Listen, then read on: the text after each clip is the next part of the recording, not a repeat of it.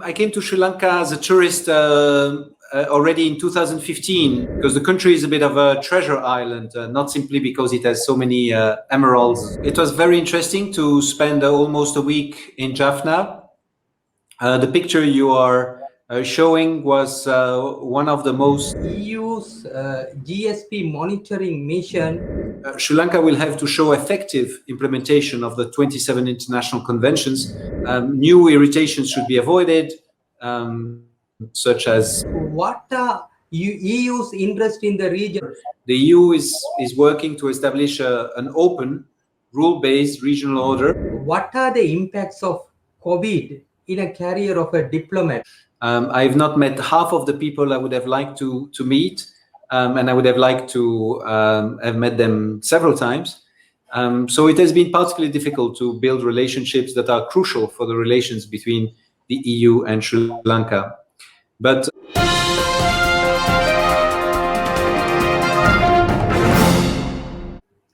it's a pleasure to have EU Ambassador to Sri Lanka, His Excellency Denis Chaibi, with us today.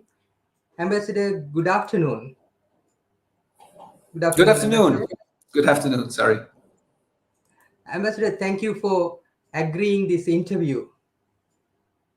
My pleasure. Ambassador, next month you are going to complete 2 years since your arrival to Sri Lanka.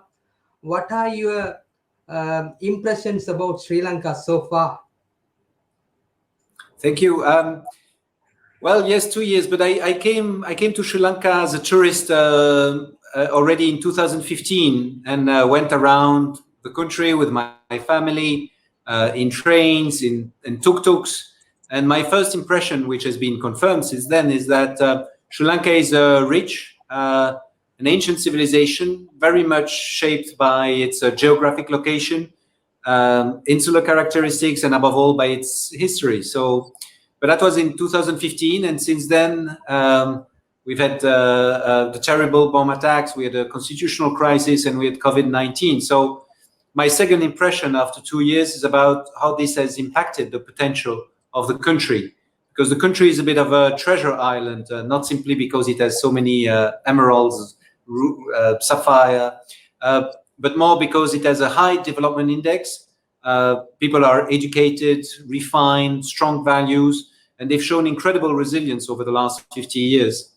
The country has a strategic position in South Asia between East and West, with a key access to India, and on the path of half of the container shipping lanes and 3/4 of the oil tanker traffic. So Sri Lanka is really a blessed country, and there is this huge potential, but it can only be fully exploited if everyone is united and included in this project, and that the economic growth reaches everyone. So the only thing I can hope for is that everyone move forward in the same direction.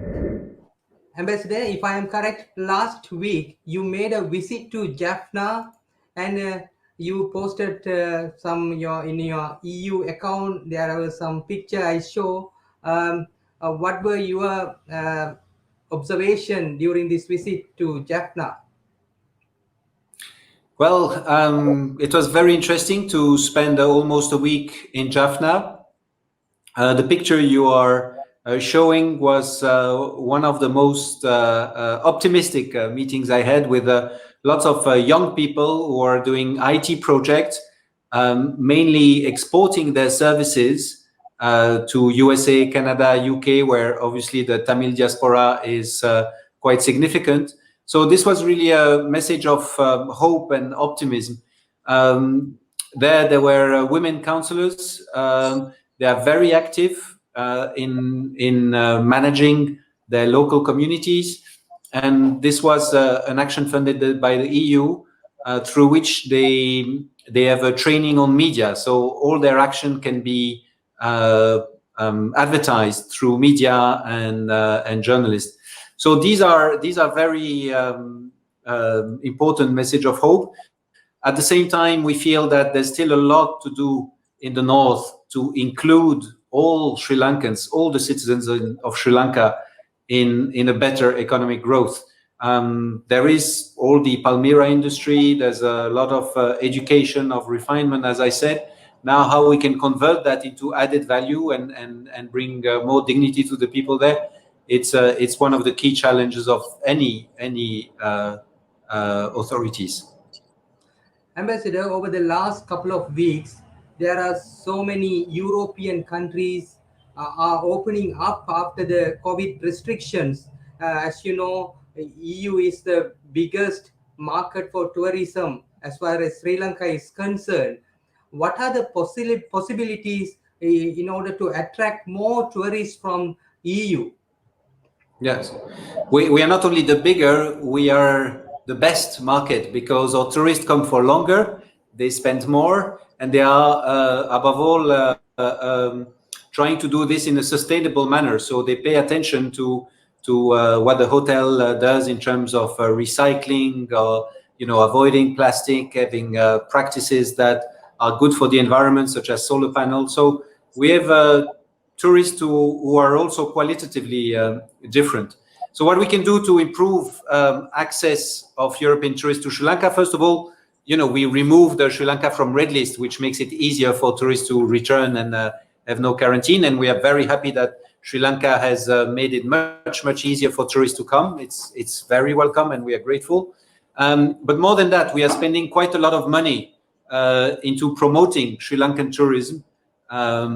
So what we're doing is buying digital advertising space in Europe to promote wellness tourism. It's a very specific niche of tourism, but one with very high added value and which is of interest for European tourists. We are also trying to promote nature-based tourism. I was talking about the environment before. There's more than €1 million being spent in Nuva and Central Province to help people to get in shape for promoting nature-based tourism. We are doing a social protection scheme for the tourism industry. We are also trying to improve the guest house offers, again, for more nature tourism. So we are doing a lot in close cooperation with the SLTDA, the Sri Lankan Tourism Development Association Authority, and other institutions active on that in Sri Lanka.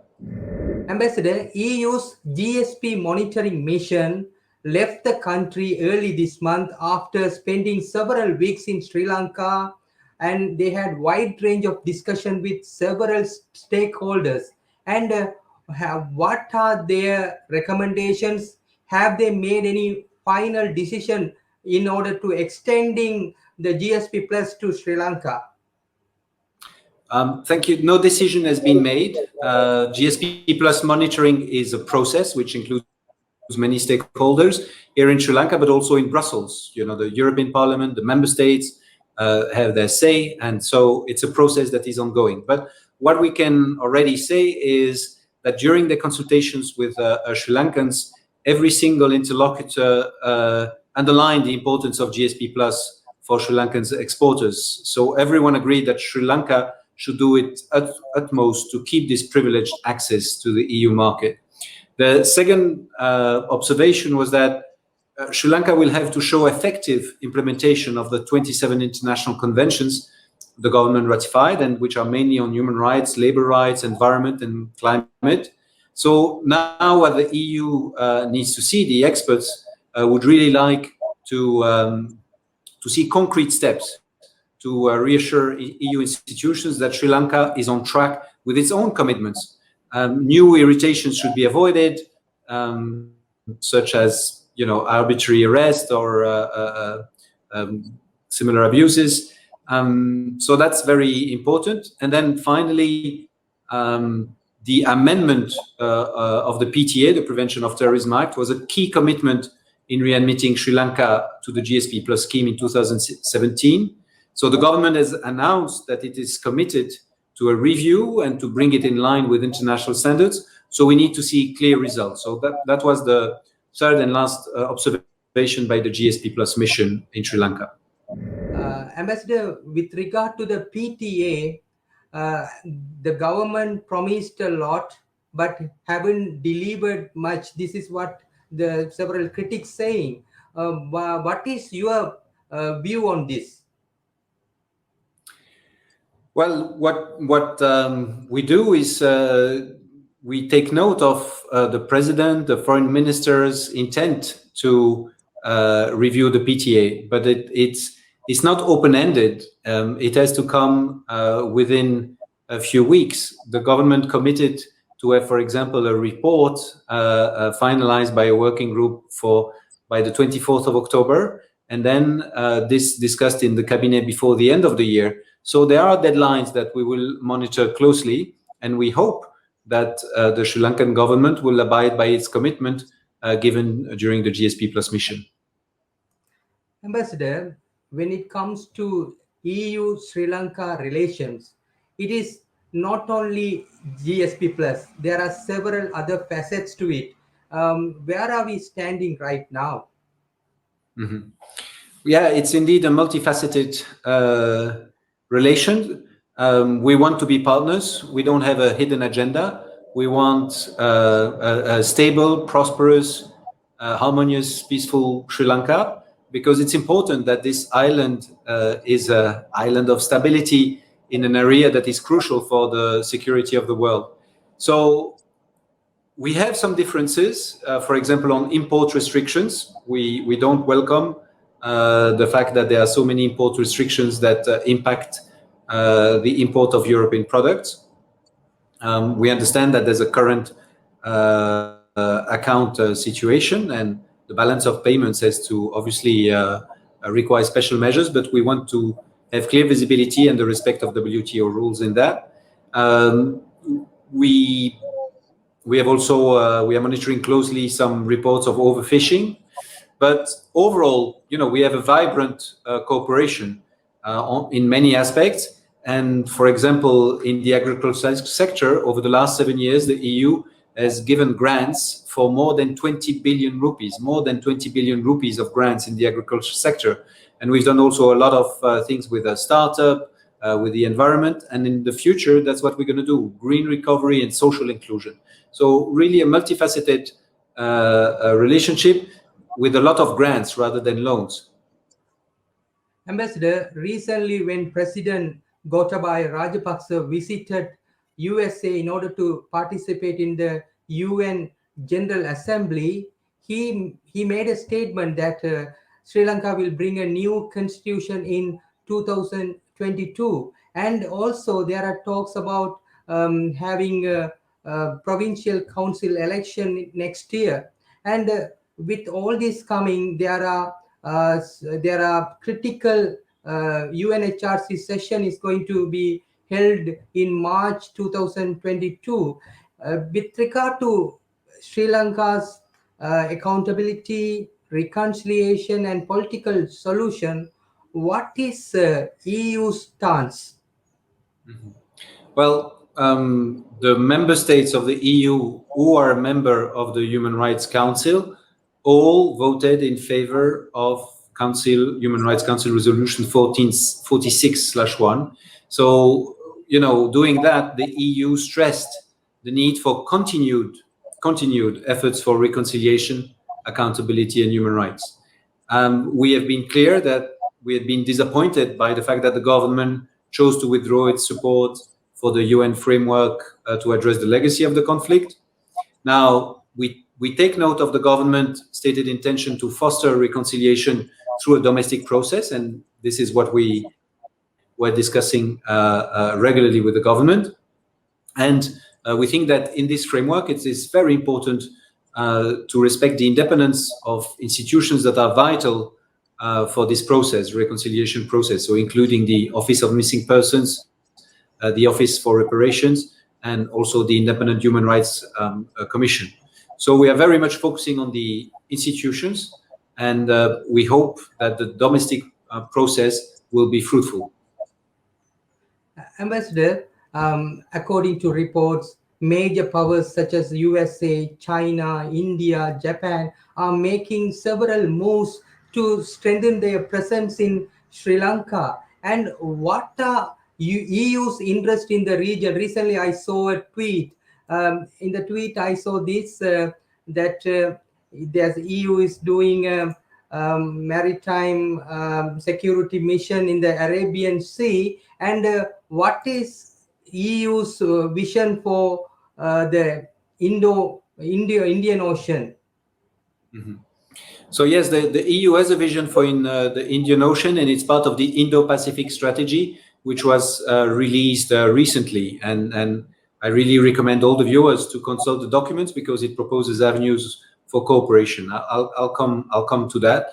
But overall, to make things a bit simpler, the EU is working to establish an open, rule-based regional order which allows for cooperation, and this cooperation has to focus on the key challenges like the pandemic, climate change, security. So this Indo-Pacific strategy that I mentioned, it's really to have really reliable partnership and open markets. We don't have any hidden agenda. We respect the core values of the EU, which are well known: peace, human rights, rule of law, democracy. And what is most important is ensuring that all these big powers with interest in the Indian Ocean accept the same rules, because we need to have the same rules in a way that will be conducive for maintaining peace. This is the number one priority for us, and we want to contribute to that effort by practical initiatives such as the common fight against piracy, exchanging information, ensuring transparency and discussion on the application of these rules. And all that is in the Indo-Pacific strategy with, as I said, several concrete examples of how we can cooperate together. Ambassador, finally, I would like to ask you a question, Ambassador. What are the impacts of COVID in a career of a diplomat? Because why I ask this question is usually diplomats travels a lot during their tenure and meet several people. But how do you cope with this situation? Yeah, it has not been easy.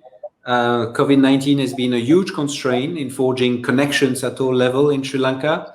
I have not met half of the people I would have liked to meet, and I would have liked to have met them several times. So it has been particularly difficult to build relationships that are crucial for the relations between the EU and Sri Lanka.